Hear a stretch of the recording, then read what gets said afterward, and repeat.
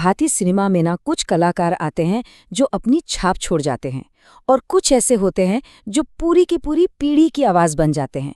कादर खान साहब उन्हीं चुनिंदा रत्नों में से एक थे जिन्होंने अपनी कलम से भी जादू किया और अपने अभिनय से भी, मतलब दर्शकों तक दिलों पर राज किया। तो आज चलिए समझते हैं इस बहुमुखी प्रतिभा के धनी कलाकार के शानदार सफर को। ये सिर्फ एक डायलॉग नहीं था, ये तो एक पूरे दौर की, एक पूरे युग की पहचान बन गया। एक ऐसी आवाज जिसने पर्दे पर किरदारों में सचमुच जान फूंक दी। पर सोचने वाली बात तो ये है कि ये दमदार शब्द जो आज भी हम सबकी जुबां पर हैं, आखिर ये आए कहाँ से, किसके दिमाग से निकले थे? इसका जवाब वो शायद आपको सच में हैरान कर देगा।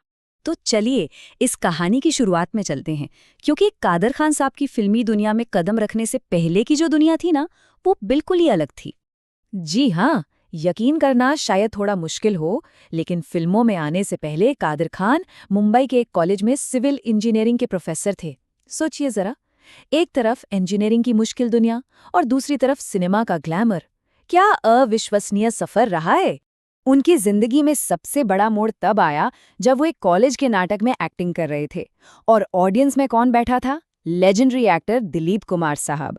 उन्होंने इस प्रोफेसर के अंदर छिपे हुए कलाकार को पहचान लिया, और बस वहीं से भारतीय सिनेमा की कहानी में एक नया पन्ना जुड़ गया। अब आते हैं उस दौर पर जब कादर खान की कलम ने एक सुपरस्टार के किरदारों को सचमुच गढ़ा था। देखिए, 70s और 80s के दशक में जब अमिताभ बच्चन का एंग्री यंग मैन वाला अंदाज पर्दे पर आग लगा रहा था, तो उस आग को शब्दों की चिंगारी कौन दे रहा था? वो थी कादर खान की कलम। उन्होंने अमिताभ जी की 20 से भी ज्यादा फिल्मों के लिए ऐसे ऐसे संवाद लिखे जो आज भी अमर हैं। जरा इस आंकड़े पर गौर कीजिए, 250 से ज्यादा फिल्में, मतलब 250 से ज्यादा फिल्मों के लिए डायलॉग लिखना कोई मजाक नहीं है। ये उनकी जबरदस्त लेखन प्रतिभा और उनकी अथक मेहनत का सबूत है। लेकिन कहानी यहीं खत्म नहीं होती। कादर खान सिर्फ गंभीर और दमदार डायलॉग्स तक ही सीमित नहीं थे।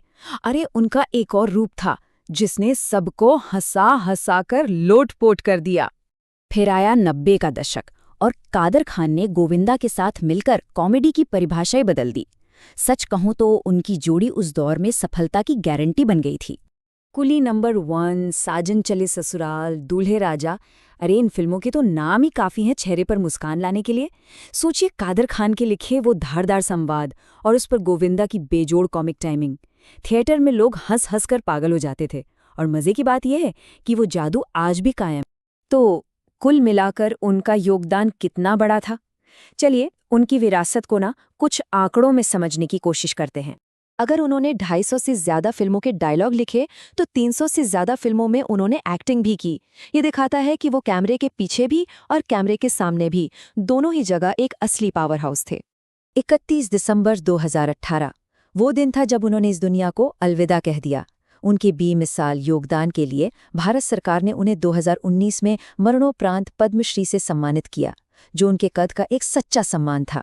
तो आखिर में एक सवाल रह जाता है, एक लेखक, एक कॉमेडियन, एक विलन, एक चरित्र अभिनेता, कादर खान का कौन सा रूप हमारी यादों में हमेशा जिंदा रहेगा? शायद जवाब है हर रूप।